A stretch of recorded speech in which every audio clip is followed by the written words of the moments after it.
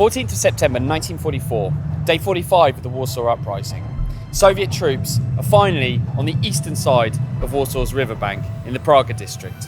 In the Warsaw Zoo, they're quite literally fighting between the cages with German soldiers.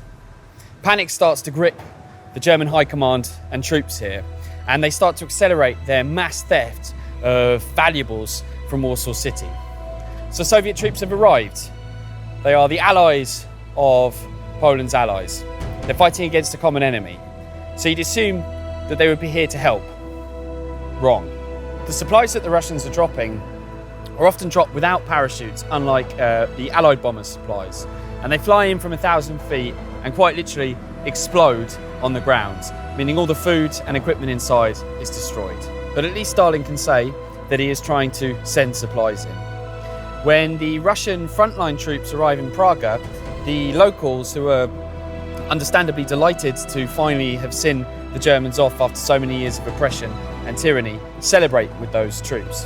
However, behind the front line are the NKVD, the forerunner of the Russian KGB.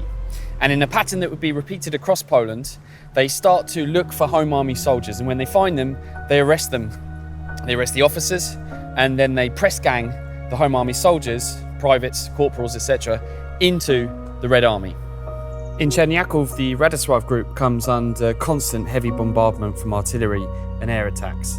They're running low on ammunition, just 20 rounds for every heavy machine gun, 20 for every submachine gun, and between 50 and 100 rounds for each of the rifles. They just simply do not have the ammunition to keep fighting.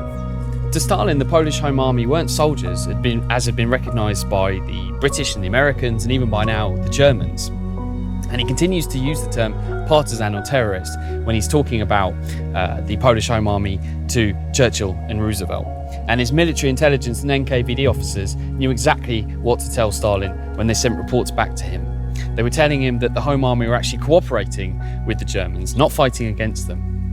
It's just this terrible, tragic irony that the people who you were supposed to be fighting with against a common enemy were actually also your enemy. Thank you very much for watching this episode of 63 Days of Extraordinary Courage. In tomorrow's episode, I'll tell you the story of the women who fought alongside the men in Poland's Home Army. Don't forget to tune into that episode at 5 p.m. Warsaw time, 11 a.m. Eastern Standard Time. Thank you.